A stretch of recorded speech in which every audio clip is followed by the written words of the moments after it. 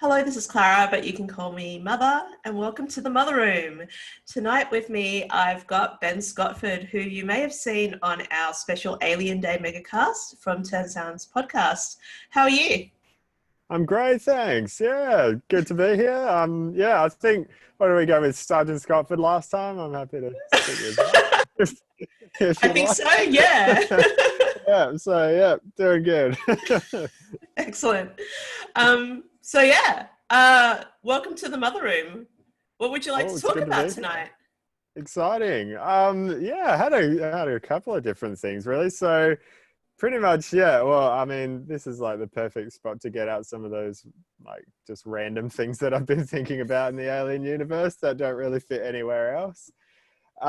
So one thing we talked about briefly in particular was just the idea of like space truckers. So particularly looking at the first Alien movie, but this kind of goes into some of the other ones as well. Just the way that it's almost similar to the sort of FIFO work sort of lifestyle that we have here on Earth, in the sense of, just going out, going off for a period of time and then coming back home and hopefully making a pile of money. But just how much, more that means in the alien universe when you're going away for what could be years at a time. And also, just the hypersleep element of it, that you're not aging for that time, I think is really interesting. So, I guess what were your thoughts overall on that sort of topic when it comes to like, would you be a space trucker if the alien universe was a real thing, or would you never even consider going down that path?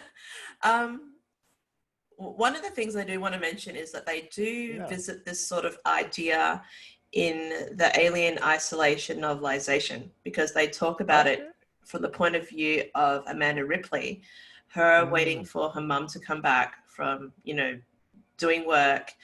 I feel like space truckers, or at least people who work in space, are kind of pressured into that lifestyle. There's no Mm. jobs available on Earth, it's overcrowded. Um, Universal pay isn't enough to get people by. So people kind of work Mm. indebted to companies so that they can have a lifestyle and, a roof over their head and to somewhere to take care of their children. I think if I was pressured into it, then I would take up that sort of work. I feel like I'm kind of pressured into doing it now. During a pandemic, you can't get a job uh, in anything, and you're going to have to get a mm. job as either a cleaner or in healthcare or in a supermarket. And not saying that those jobs aren't, respectable or good. I've worked in those industries before, but during a Sure. pandemic, when you've seen like tons of people, Mm. you know, like die, it's Yeah. not a good thing to want to think that you could leave your kids behind with no one to take care of them. And I think Ripley is kind of forced into this sort of life where she wants a good life so that she could spend more time with Amanda, but that's not possible if she stays on Earth. There's only a certain type of Mm. lifestyle that they can afford. She wants to be able to buy her presents and things like that. Um, Yeah. and this is the only way that she could kind of like get out of the sort of debts that her partner got her into. So, if I had to, I would. It would be completely different if I could be like on Of the course. Prometheus, Oh, or yeah, or as a absolutely. colonist on the Covenant, because then Yeah. then you're kind of escaping Earth because you want fresh air or space or something. Yeah. Um, yeah, the space trucker lifestyle doesn't seem that glamorous. Like, one thing I don't like about the whole Nostromo feel is like Mm. everyone is sweating in space. And Yeah. when I was staying at the capsule hotel, which is like it's not even close to what it could be in space, but it sure felt like it. It was claustrophobic. When I had the door slid closed, it got really hot in there by just like breathing in and out. Yeah. I started getting like this like film on me. And I'm like, Oh, wow. oh god, this doesn't Mm. feel good. And I imagine that that's what it's like in the Nostromo. Yeah. There's a lot of that sort of like machinery going on. Breton Parker especially suffering down in Yeah. engineering. Absolutely. If I had an android body like Ash, I probably wouldn't care because I wouldn't Yeah. sweat. Be right. Yeah, for sure. Yeah. Definitely a plus. So I mean, sorry I that was guess like a long-winded answer, but yeah. no, that's fine. That's good. I guess the fact that like Dallas, the place he goes to chill out and, you know, listen to classical music, the fact that he has to go to like the escape pod to chill out, it probably isn't a good sign that the ship's a good place to hang around. Yeah. And I Yeah. guess as well, because you're living in close quarters with people, it's very similar to like, you know, working on a submarine or Mm. on an oil rig, you know, on Earth Yeah, or something like that, absolutely. because you've got these people who you would see like at weeks at a time, Mm. and not see your family. So you'd have to kind of get along with everyone in a way. Sure. Yeah. Sure. Yeah, I mean, oh, the Nostromo crew, I wouldn't necessarily say they all get along, but they make it work enough, I suppose. Yeah, that they kind Yeah, of bicker like together. an old married couple, which is kind of, Yeah, you know, definitely. Yeah. kind of understandable. Yeah. Yeah, definitely. So is there much like backstory in canon as to, you know, you were saying a bit about Ripley in particular, why she had to do it. I guess we kind of gather from the movie that, you know, Parker and Brett, they're just, you know, they're just doing it for the money. They don't really seem to have a whole lot else going on. And then Dallas, he's, you know, he seems like he could have something back on Earth that he's wanting to get back to, and he just wants to get the job done and tick the boxes. Is there sort of much backstory to the characters and why they're doing it? Yeah. Back when they had the Alien, I think DVD, they had the whole file and travel history of the Nostromo. Okay. But I can't really say that it's accurate canon because they kind of like pick and chose all of these different places that didn't make sense. Um, and like they were like too far apart technologically. The ships couldn't travel at that speed at the time. Um, some were at like opposite ends of the galaxy, and unless they suddenly developed really super fast FTL, it just wasn't feasible. Yeah, right. But it's interesting. If you head to the Nostromo Files website, I can send a link, or head to Sure. Scott Middlebrook's Alien Universe timeline. He incorporates all of these places of travel in the timeline, and then you can kind of see where the document said that they went. I've also got a copy of this document. Yeah, I nice. can put it up on the blog. It's just interesting because like obviously someone cared enough to try to make a backstory, but they didn't Of know course, enough to be able to have a feasible backstory, and that's okay. right. Yeah, but Yeah. like just before they woke up around the orbit of LV-426, they did come just from Thetis, and that is about 80 light years away from Earth, and Zeta Reticuli, where LV-426 is located, is about 39 light years away. So they were about halfway Okay.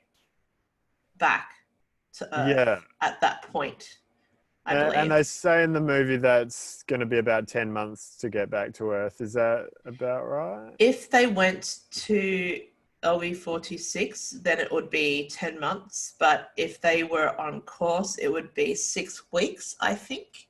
Okay, yeah. Yeah, I have to like listen to it again because I get a bit Yeah, sure. confused with the details. But I believe that's what it was. And I guess like one thing I did want to mention, Mm. in the Alien RPG game, we do go into the technicalities of ship speeds and distances. Yeah, okay. The person who helped me with that was actually Brad John Swadebeck from Aliens Gateway Station. So I'm not that technically Mm. minded. I'm really passionate, but when I don't know an answer, I'll go and find someone who's a lot smarter than me. Yeah, and yeah. Brad was a very smart guy, and he helped me out determining the ship speeds of the Nostromo, the Sulaco, and the Covenant, and also in a way determining the ship speeds of the other ships that ended up being used in the Alien RPG. Okay. So we did a little graphic, which I think I can show you. Hold on a sec while I pull it up. So I'll share my screen. Nice. Hold on. So zoom, share screen, this one. There we go. So now you can see all the technicalities of wow. we were figuring out. So we're figuring out the transit time to Orogai 6 versus the total distance, transit time to Planet 4, the total distance to Planet 4, and that's how we figured out where Planet 4 was as well. Right. The amount of recharges required. Yeah, so this is all based on the assumption of all of the information that we got in the film. And that's what we use to determine the speeds. So you can see the little points there on the graph. So you've got over here, which is the Prometheus, which is quite slow. Then the next one up is the Nostromo. And then the next one that's faster is the Sulaco. And you can see if you go from a straight line, it kind of like, it follows the same sort of like curve as well. The natural, naturally technology gets better and better and better. Ships get faster and faster and faster. So technically, like that's the way it's going with ships. So it doesn't matter really how big they are, maybe how much they're hauling, because you have to then propel that mass. But other than that, that's how we figured it all out. Very, very technical. So that's awesome. Hey. Yeah. And I can imagine with the different, timelines and stuff like that, obviously it's not like every movie gives you solid reference points you can use, because obviously in Prometheus, the technology is a lot older. And so the ships are probably a lot slower than they are in Aliens, however many years later. So that's exactly. And that's why I think it's like kind of exciting, because all of that technology, even though these movies are so far apart and there's so many different creative hands have had their way with it, it still all fits. And that's kind of cool. That's awesome. Yeah, that's amazing. That's really cool. No way. One other aspect that I thought was interesting, I was actually, it was probably a year ago or so, there was like a fan story competition, and I wrote like probably 2/3 of a story for it that I was going to submit, and then I ran out of time and couldn't be bothered finishing it. But one thing that I was sort of putting into that I thought was really interesting was just the idea of, the hypersleep and skipping time. And, so for Ripley, I guess we don't really know for sure, but she could have just been doing that for, do the one job, get a bit of money, and then go back to Earth and stay there forever. But I think it's really interesting, the idea that there could be people who they sort of commit, 100 years or whatever to just going back and forth. And they probably only age, 10 years or something like that, because they're in hypersleep for the majority of it.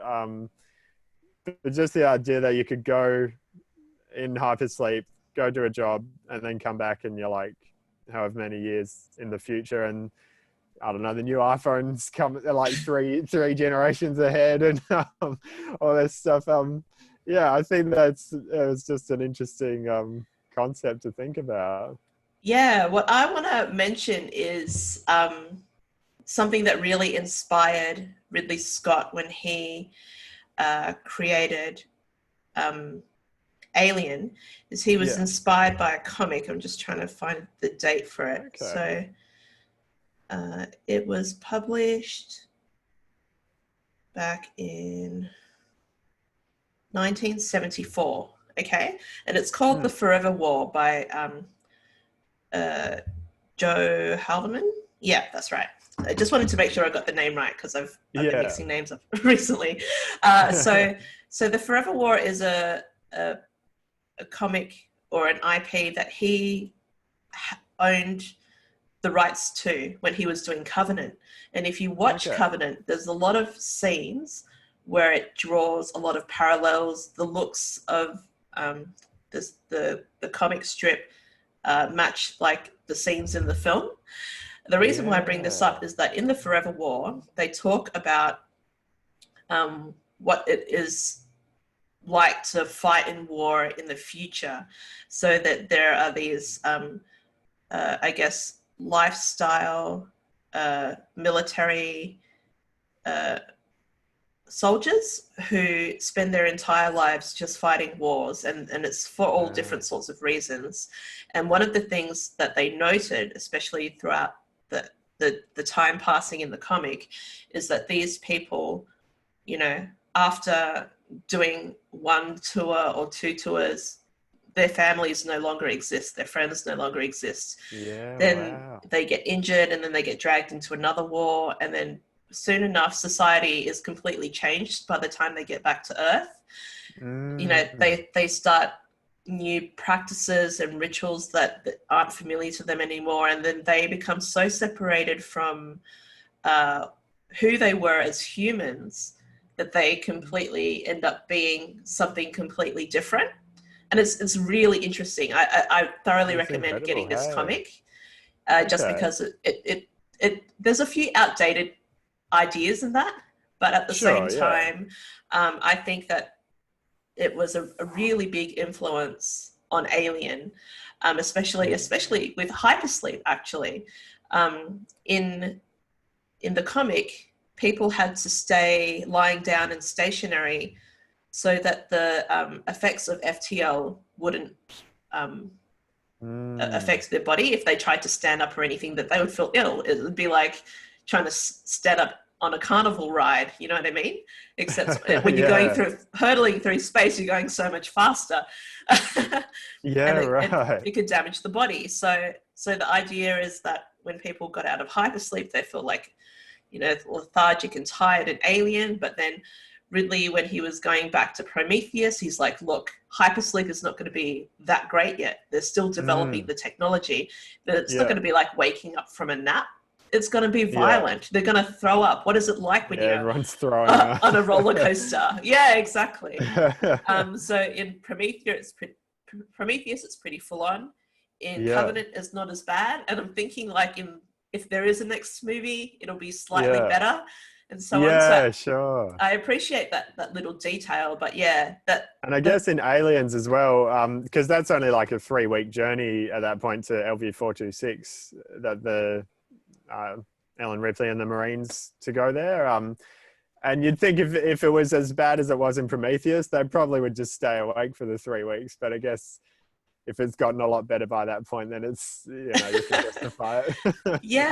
And you got to think about how it would be a lot harder. So like you'd have to heat the ship. So when everyone wakes up, they're all cold. Like they're still defrosting from cryosleep, but at the same time, the ship is having to heat up. If you look at your electricity bill over winter, that's enough of a hint. Where's that power going to come from? You know, so that's something you just have to consider. Yeah. Of course. Yeah. No, definitely. No way. No, that's interesting. Yeah. So much to think about. I love it. Yeah, I'm a bit obsessed. I as soon as I found out that Ridley was using panels from the Forever War, like I found out about that when I was speaking to Wayne Hagg and Ev Shippard. So I went out and got the comic straight away. I read the comic and like everything just made so much sense, and I could see that like Ridley is a fan of sci-fi, but in a different way. He was trying to bring some ideas from a comic he really loved to the screen. And I think Alien Covenant was kind of like the spiritual successor to the Forever War by Joe Haldeman, but at the same time trying to honor Alien. So yeah, I love that. That's cool. That's awesome. Yeah. Yeah, that's amazing. Hey. It is. Nice. I wanted to ask, where did you get your shirt from? This one? Yeah. Just eBay, I think.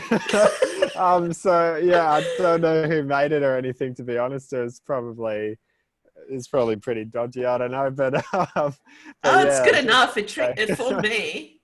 Yeah, yeah. No, it does the job. I got one initially and then it like shrunk really tiny in the wash, so I had to get another one. So I guess that speaks for the quality. But um, yeah, no, I like So it. now you've got like a Covenant crop top somewhere. That's it. That's it. Yeah, exactly. Oh, that's Yeah, great. don't pull that out too often. But yeah, that kind of takes me into one of the other things I want to talk about. Just yeah, outfits, costumes, things like that. Yeah, that are alien themed. I know you've got a few different things where you've sewn patches onto jackets and stuff like that. Yeah. I So, love these things that you've done. I like oh swap them yeah, around all the time and put them on different things just to see how they'll look. So it's me like too. that and the Covenant one and stuff Oh like yeah. that. Well, this Yeah, so what shirt, have you got? I got this one. It's from Uniqlo, and all I did was buy the patch. So the patch is like from some random patch shop. I think it was Okay, from yeah, eBay, probably. yeah, And I just sewed it on, and now it looks nice. exactly like Fassbender's one from from That's Prometheus. awesome. But I'll turn off my background for a sec so I can show Mm. my my collection. Okay, Ooh. hold on a sec. I'll close this. All right, so I sewed a patch onto just another like singlet from Nice. Uniqlo. So it's really comfy. I used to wear that Yeah, a lot, but now it's like the elastic is going, so I don't wear it very much. yeah, yeah. Gets This like is that the after a xenomorph outfit that I got while. Oh, from Badinka. It looks a bit nice. weird on the back where the back pipes are supposed to be. It looks kind of strange. Yeah, I don't know how else you'd do that. Hey, Yeah. So that's a bit dodge, but as long as I good for just face Halloween, forward, I it's guess. okay. Yeah. And then this one is actually from like some random website, and they do all these different like pop culture Mm, uh, outfits. So that one's that's cool. not sorry, Covenant, a Prometheus SE suit lookalike. So this is a hoodie. So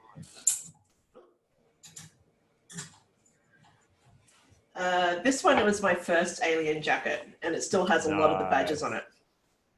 So it Yeah, has all that's of the nice. different. It's got the United Americas and the different like job roles on the ship pins. I've got like Covenant ones. I've got this one, which is made by Ooh, sweet. a artist, and I got this from a convention, and it's like really shiny, like rainbowy. Nice. And then Yeah, that I kind of can. inspired me to make The the rainbow wing yeah, the one. rainbow wings. Nice. So yeah, and then I just sewed a patch onto there. I just bought these patches off eBay, Yeah, they're and cool. then I I like put a that. Nostromo patch on there. Nice. So this one's kind of like it's a bit of a mix. Yeah, sweet. That's Um, awesome. this one here is a flight suit, which I'm working on, which is supposed to Ooh. look like Elizabeth Shaw's one from Prometheus. Yeah, I can see that. Hey. Yeah, so I've just got to modify it a Nice. bit and get more patches. I'm trying to think about what I'm going to put there, whether I get a couple of patches and have one that says Shaw and then one that says Mother. Yeah, yeah. What did she have there in the movie? Shaw. Okay, yeah, yeah. In the Fire and Stone comic, there is a character called Clara, and in the comic, Ooh. everyone has their first names on the patches instead of their last names. So I was thinking of getting that as Okay. well. So Yeah, I'm not right. sure. I might have to. It's got Velcro, so I can like interchange. Yeah. Random side note. I Fire and Stone.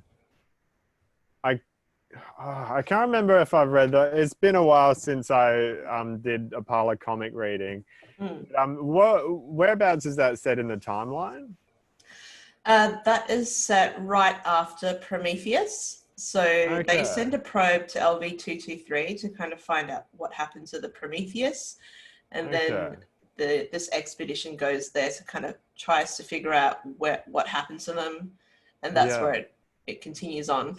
Yeah. Yeah, right. Yeah, I was mainly curious if there was like a change in the timeline to where they started using first names instead of last names. But No, sometimes the comics are just a bit different from the films or the books, and the books are yeah, that's different from the fair. films. There's just little slight variations. Yeah. I don't know what the artistic intent was with that. I'd have to go ask the creators, and that might be something that I could do in future. Cool. Yeah. No, awesome. This is that Covenant puffer jacket that you were talking about. So Sweet. it's Yeah, just from no. Uniqlo, and I just sewed the patch on. It's very Mm. simple. I like that. Hey, it sort of looks like it's a proper one. Yeah, Did it you does. get It licensing? Yeah. managed to fool Matt Hatton. He thought like, oh, where'd you get that from? I thought they only gave that to staff, and I'm like, hey. Hey, nice. No, I made it. That's awesome. Because Um, most like licensed stuff you get, you can get the logo on the t-shirt or whatever, or if you're lucky, you can get a jacket, but it usually doesn't really look like it's yeah, coming like from the I like universe. the look of Yeah. patches because it looks better and they last a lot Yeah, longer as absolutely. well. Um, Mm. yeah, so this is like one where I've just got it on like a short sleeve puffer jacket. Yeah, sweet. And then I commissioned one from Connor, who's from Prometheus by Mm. Minute, who just happens to be a cosplayer and a Yeah, tailor. And he made me Corinne's jacket from Covenant. nice. So That's so cool. it's like really awesome. And That's amazing. it's all puffy.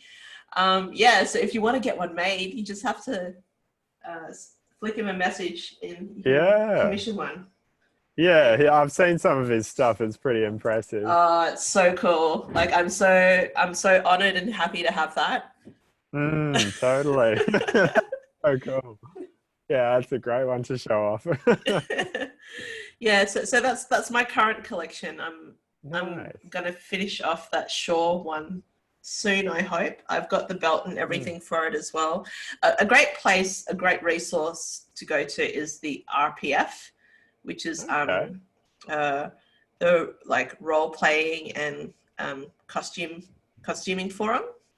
Okay, yeah, right. And they deal with a lot of replicas and things like that that Mm. people who are like serious about costuming. So they've got people who have like resource pictures, advice, people who make stuff by hand to look like the stuff from the films and stuff like that. Yeah. So yeah, Okay, it's nice. definitely worth checking out. I'll make sure I chuck a link in the video. Yeah. No, I've just written that down. That's good. I'll definitely look at that.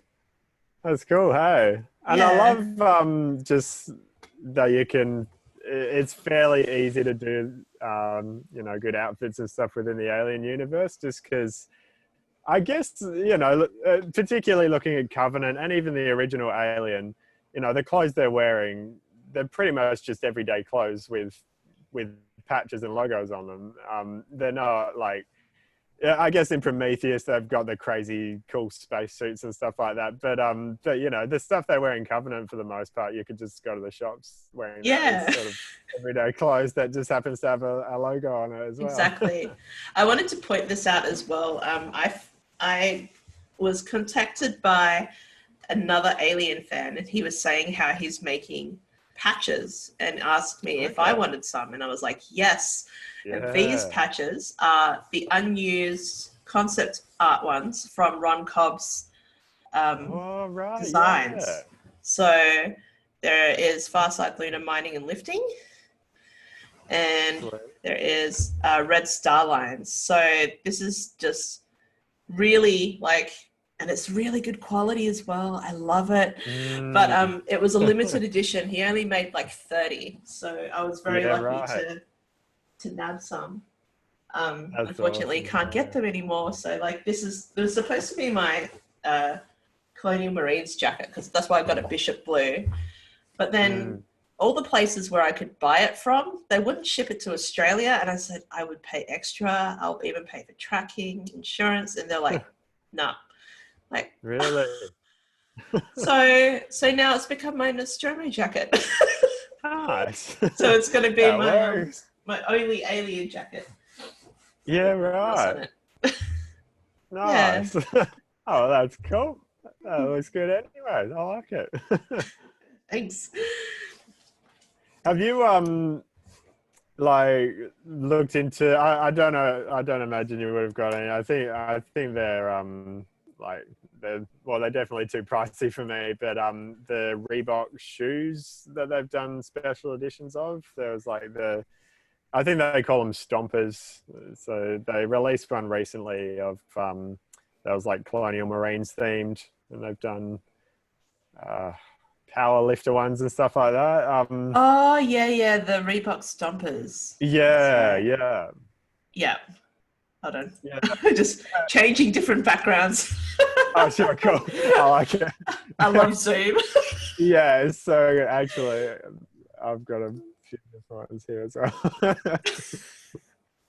If it wants to load, which it probably doesn't, but yeah. Anyway, yeah. Do you like the look of those, the Reebok ones at all, or have those caught your interest? Yeah, the ones from this year, they were all right. Like Yeah. I'm not big on the Colonial Marine stuff. It's really cool, but Mm. I've never been one to like want to play with guns or dress up as a soldier or anything like that. Yeah, I agree. So it's really awesome design. They've definitely like captured the look of it. The power loader ones were okay. I more like the black alien ones. They were really cool. Yeah, okay. I really like the old school like They ones had that like Ripley wore in the film. Bishop sneakers and Ripley ones, and I think they look fairly similar. But Yeah. yeah, with like sort of red and white and stuff like that. Yeah, I like Bishop's ones. Yeah. No surprise there. Yeah. Yeah. Cool Yeah. background. Oh, thank you. Yeah, those ones. If I could get any, I would definitely get those. I don't know if they'll ever be at a reasonable price on eBay, but Yeah, like who yeah. knows what's going to happen with a lot of the alien like gear that usually comes out every year now, because like with Mm, Disney, I know that the licensing can be a bit more yeah. expensive, so it tends to be more exclusive to like higher end stuff, and then it makes it less Mm, accessible to fans. And mm.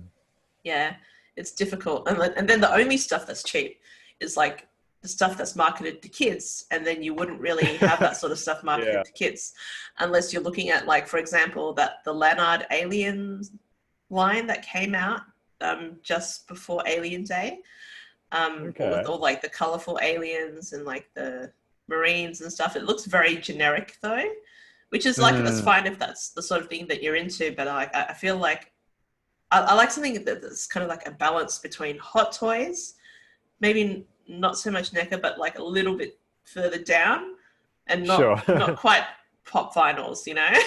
Yeah, yeah, totally. Yeah, just a little bit more detail. Yeah. Yeah. No, absolutely. Yeah, I hadn't actually thought about that when it comes to Disney, because yeah, I saw this is the last one that Reebok are doing as far as the shoes go, at least. So I guess a lot of those partnerships are sort of they're changing the contracts and everything now. Yeah, everything has been Yeah, interesting. renegotiated.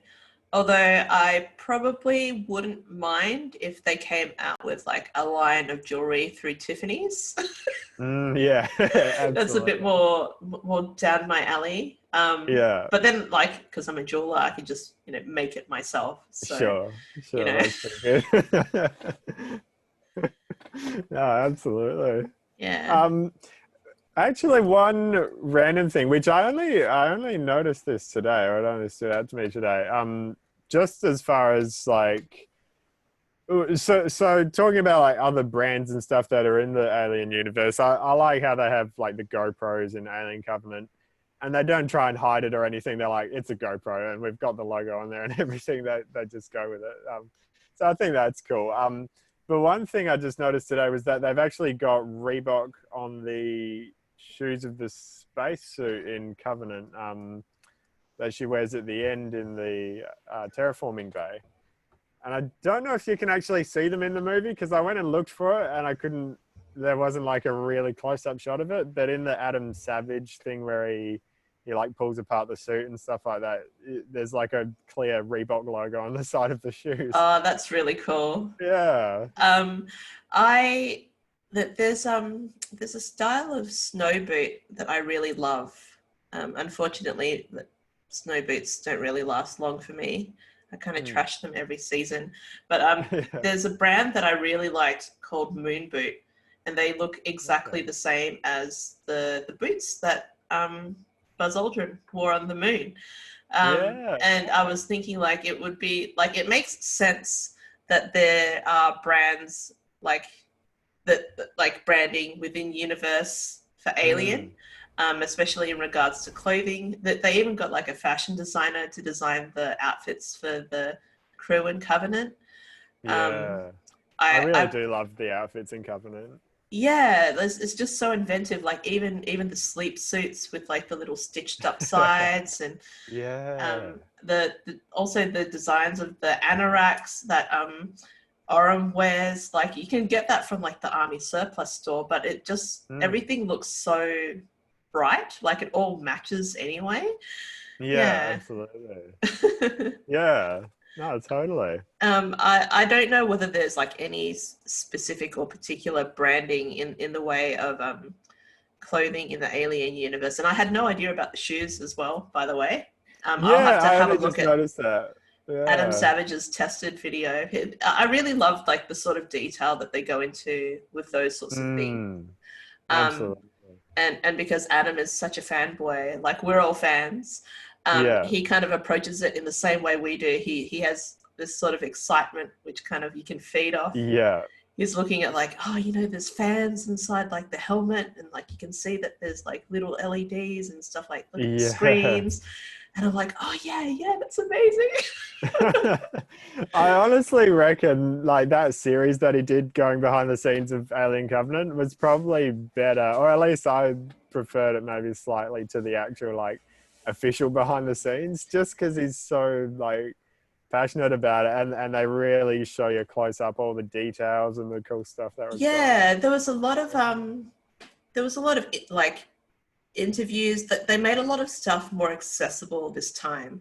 Like you didn't have to buy the home video to get all of the behind the scenes extras, which was kind of like cool. Prometheus, I think you had to get the 3D box set, didn't you, to get the full documentary? The Furious Gods, but it's such an amazing documentary.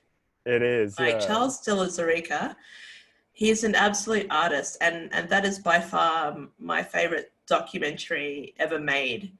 And it even goes for like the ones that are about space.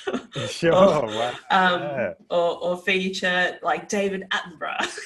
So I like the amount of detail it goes into, and the fact that like as you're playing the documentary you can press buttons and be taken off to another like thing that was cut out, but then you can find out all the detail in that. I wish they kind of made that for Covenant. But at the same time, it's really cool that they've made it accessible to people, that people can just go on the internet and find the stuff without having to commit to buying a very special limited edition thing. But if you buy like the Alien collection on iTunes, you're able to get the Furious Gods. So it's that's so random. I know, it's really cool though, because like if you get that on there, it like, especially with all of the other Alien movies, it automatically got the 4K upgrade and things like that. You didn't have to buy another DVD, so it's definitely worth it. Okay, that's actually really good. Definitely good to make it more accessible. I mean, that's like a real shame. They put so much effort into that Prometheus one. You want to show it to as many people as you can. So it's good that they're putting it out more. Yeah, it's definitely worth watching. I think even if you hate Prometheus the film, Yeah. the Furious Gods, it definitely helps you understand why they made the decisions that they made, and like, if Mm. at least if you're a lover of practical and special effects, which is like me, I'm like the biggest Yeah. fangirl of that sort of stuff. Yeah. um, it's really great to like kind of see how they got Ian White into the suit, how they do the makeup applications, you know, when they brought the old engineers out to Dirty Floss and Dirty Floss and did the lines, everything that was happening, showing how they did the hammer Pete scene with like the breaking of Yeah. Milburn's arm, the practical effects in that. It was like awesome. It was so gross, but so cool. Yeah. Yeah. So cool. And well, I mean, there's so much that goes into it, but really, I love Ridley Scott and just the way he works as well. So even movies like, I don't know, Exodus, Gods and Kings, for example, like I don't love it, I don't hate it, I don't really mind it. It's all right. But I still like, I'll go and watch all the behind the scenes documentaries, and they've gone quite in depth behind the scenes of that as well. And just seeing the way he works and films stuff is yeah, I It's always really find that really funny. Like the interesting. way he talks, he's like, sometimes he's like really dismissive and he'll say like, Yeah. oh, fuck that. You know, that doesn't look good. I'll bugger it, you know? And occasionally he sounds like he doesn't even know what he's talking about, but then he's just like right on the ball with all these other things, and he just, yeah, he's spot on when it comes to the process of making movies, and he just knows what he's doing. So Yeah. yeah. Like, I think one of the things that really, really amazes me about Ridley, and this is a story that I think I like heard it in the documentary or read it. Mm. He's looking at uh, the actors walk across the moon of LV-426 towards the derelict, and he's like, you know, there's something missing. Yeah. You know, we need a source of light, and like Ridley is like, oh yeah, you know, just put a spotlight over there and put some of the smoke machine up. And they're like, don't do that. If you do that, it'll shine right into the camera and it won't look right. He's like, no, trust me, just do it. He's like, Yeah. okay, and they do it, and everyone remembers that scene where um, uh, Lambert, Kane, and Dallas are walking across, and they're walking past the rocks, and you see it looks like a moon in the background, but that's actually Yeah. just a spotlight and some like movie magic happening. And he could see this in Yeah. his mind's eye even before it happened, and he just got them to do it, and it worked. And that's what I love about his process, because Mm. he's an artist, and having this sort of like background in knowing how to shoot like commercials, he Yeah, he was did able like to, Apple commercials and stuff. Hey. yeah, he brought all of that stuff to films, and it transfers across really easily, and he's very Mm. fast because he has had to like shoot commercials as well, so yeah. Yeah, yeah, that'd definitely be a hectic, like, I guess, workspace to work in. You can't waste too much time. So, yeah, Yeah, he's it's really just got that costs more nailed and more down. money if you kind of like, you know, take your time with Mm, it. yeah, and I think that's why a lot of studios do seem to like him. Is just like the majority of these movies under budget and ahead of schedule, and he just, but I don't think he's the sort of person who cuts corners or just does it quickly to get it done. Like, he seems like he really likes to do things thoroughly and well by just Yeah. planning it all out beforehand, and he does the drawings and everything. Like, he really seems meticulous with the planning, so then everything just goes smoothly Yeah, I for love his Ridley Grahams. production. Like his Yeah, style hasn't really changed that much since 1979 or that's it. Yeah, 1978 when he started storyboarding for Aliens. So yeah, it's pretty yeah. cool. Hmm. And even just like, I was looking at a couple behind the scenes things of Covenant. The fact that, like, all the bays where they've got the colonists asleep, and they're when at the start of the movie, when they, the ship's shaking around and things are falling apart and there's explosions and all that. The fact that they didn't just say, oh yeah, we'll just do that CGI, that would have been so easy. But the fact that they built the set, they did it all for real and had practical effects, smoke and things falling apart, and yeah, that just, yeah, I love seeing that, and it really shows in the final movie. You look at it and it looks real. So Yeah, and as well as that, like I know that initially they were just going to have the alien be a stick and a tennis ball for the actor to kind of focus on. It's like, just Yeah. say lines to that. And Ridley's like, nah, it has to be practical suits. Like it has to be done. Mm. Yeah, And absolutely. even they did the CG overlays and whatever it was, it still worked. And I think Yeah. that it's really rare, especially these days, for filmmakers to kind of really appreciate the sort of nuances that practical effects can bring. And even though Ridley Scott tries to get the two to work well together, um, sometimes it fails. Fair enough, Sure. but it's Yeah. really good that he actually tries. And another filmmaker that does it is Guillermo del Toro, and he does that really well. Yeah. Mm. Yeah, I really appreciate filmmakers that do that. So hopefully, like whoever steps in the shoes of Ridley Scott or whoever takes over the franchise or does the next installment can kind of consider that, because Yeah. it's so very important to have that really good balance between VFX and practical effects. Absolutely. Yeah, definitely. I guess that's one last thing, probably before we wrap it up, I was going to ask you about is just like, have you got any other sort of hopes for what we could see in the next movie if there's a sequel to Covenant, which hopefully there is, so like a third prequel movie? What, like, have you got any specific things that you would really want to see or particular um, hopes for that? I think I mentioned this to Connor. So when Okay.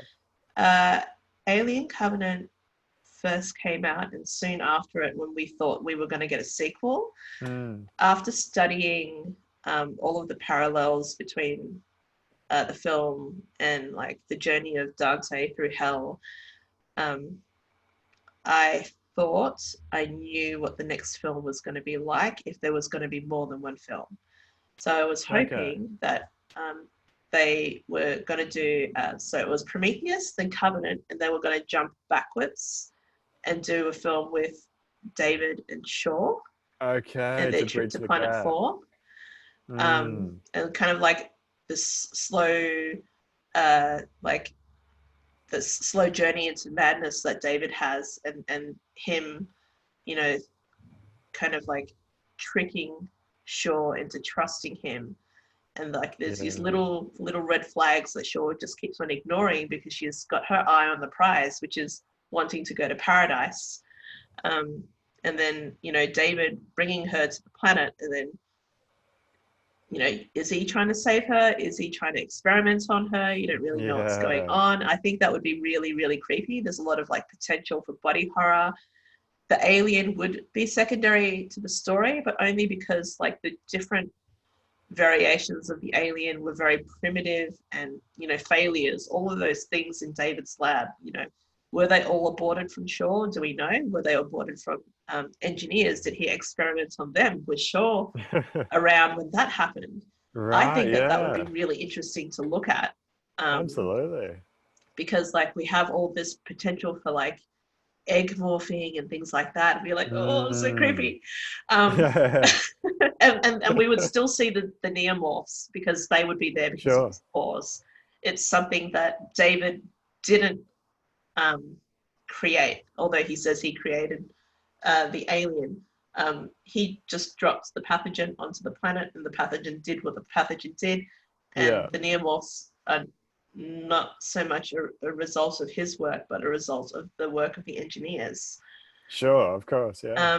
And then after that film, we would jump forward again past Covenant, and that would be Mhm. Ridley's War of the Worlds, where they would have this epic fight between the engineers and uh, David and his Ooh. xenomorphs, and then also having the colonial marines come in and try to like track down David to see what he's doing, and it would be Yeah, like a full-on wow. war.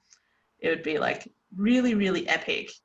I think that would be a really great way to kind of like end on LV-426 and blow the shit out of that planet.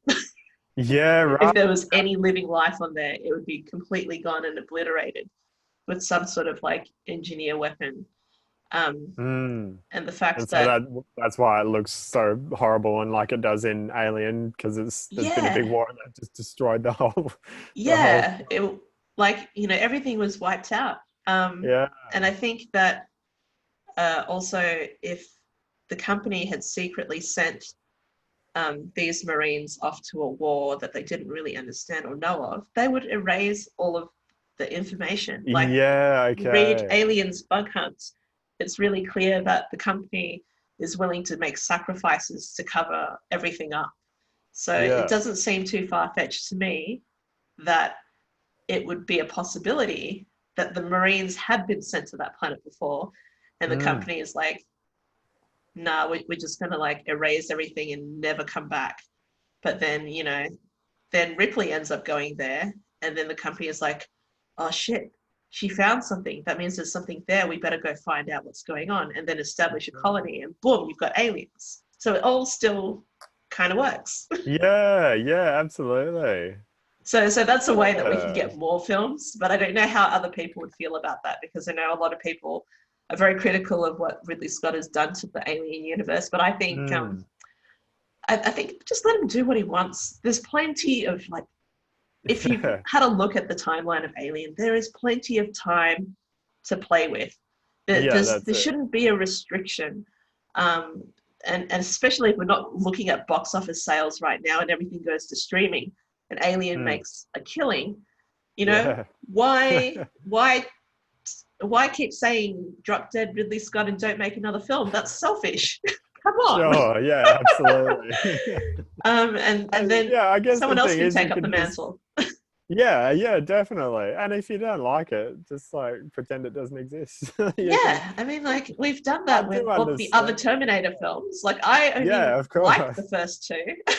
Mm, The other yeah. ones I fell asleep, and I've tried so hard. I didn't like them. The same with Ghostbusters. Like all the power to people who love the new Ghostbuster films. I Mm, didn't really enjoy it. It was kind of funny, but yeah. I really like the old ones. I love them so much. Yeah, Um, right.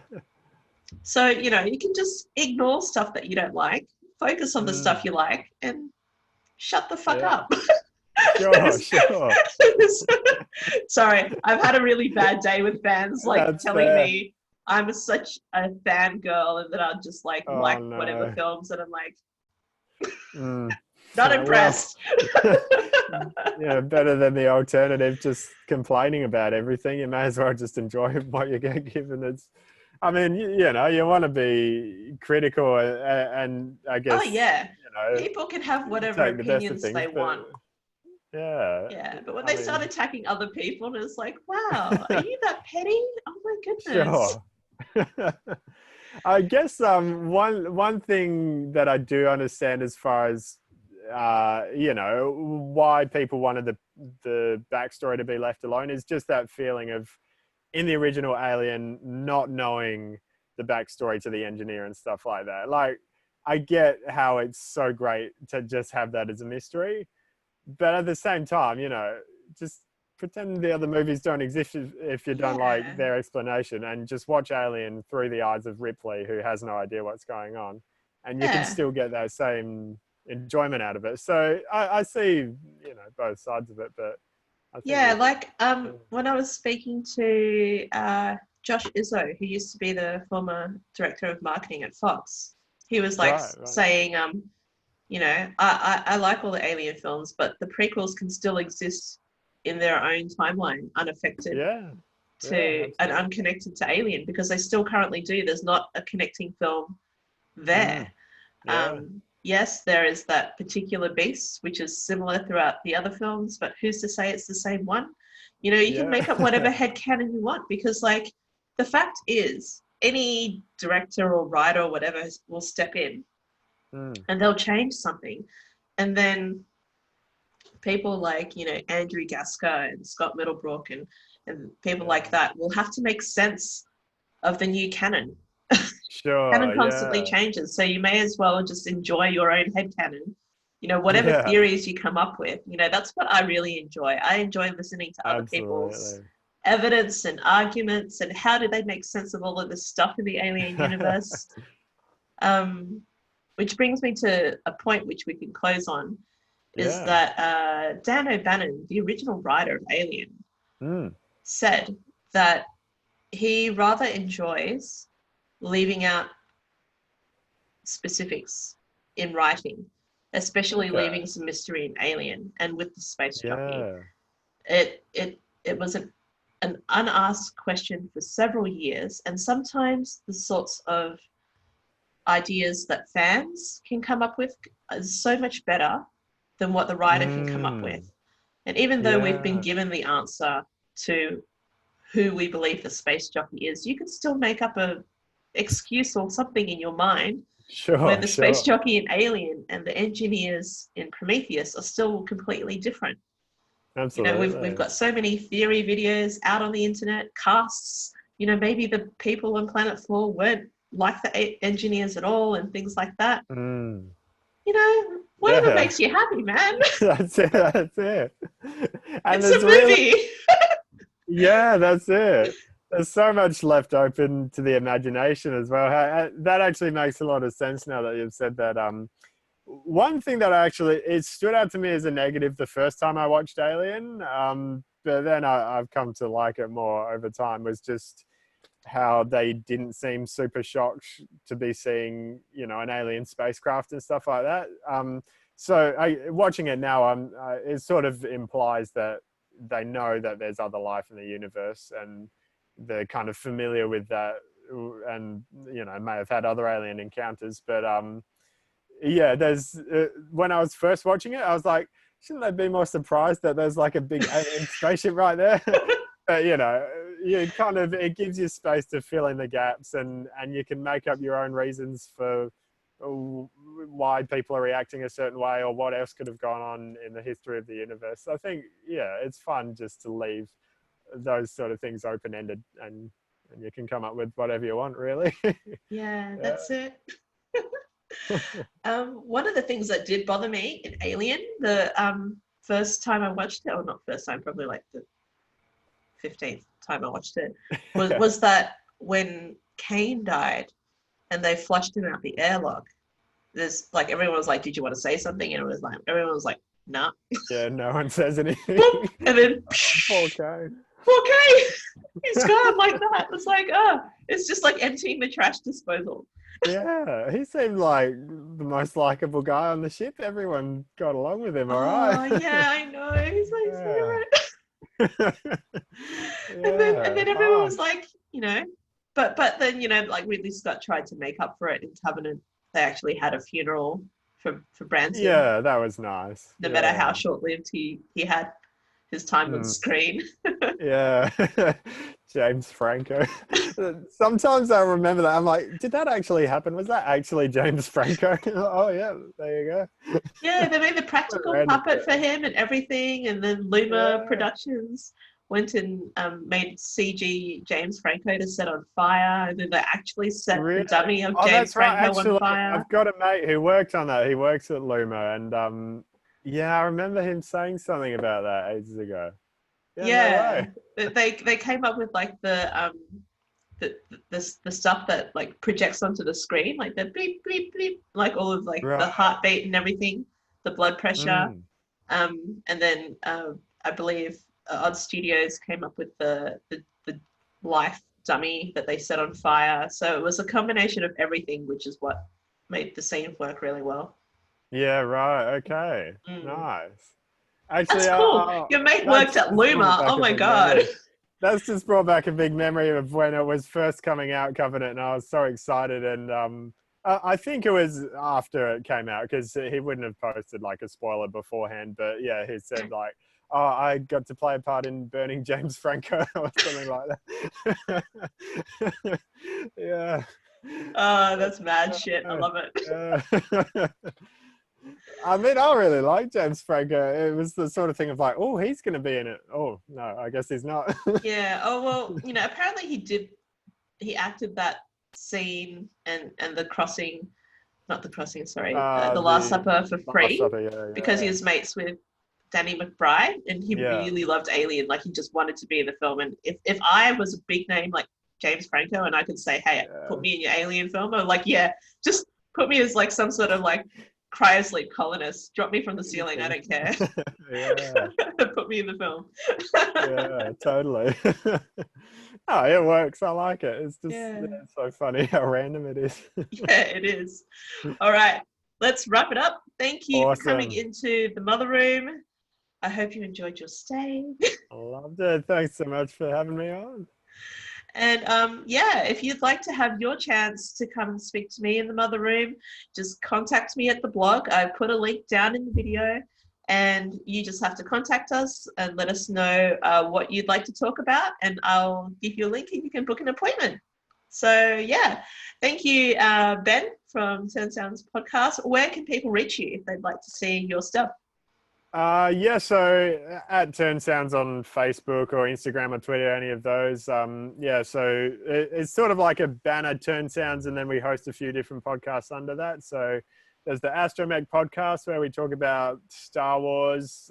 That's like a weekly one, and then Just Keep Walking is one that I host, talking about The Walking Dead every week when that's on. So those are all on iTunes and Spotify, and yeah, otherwise, turnsounds.com as well is the website.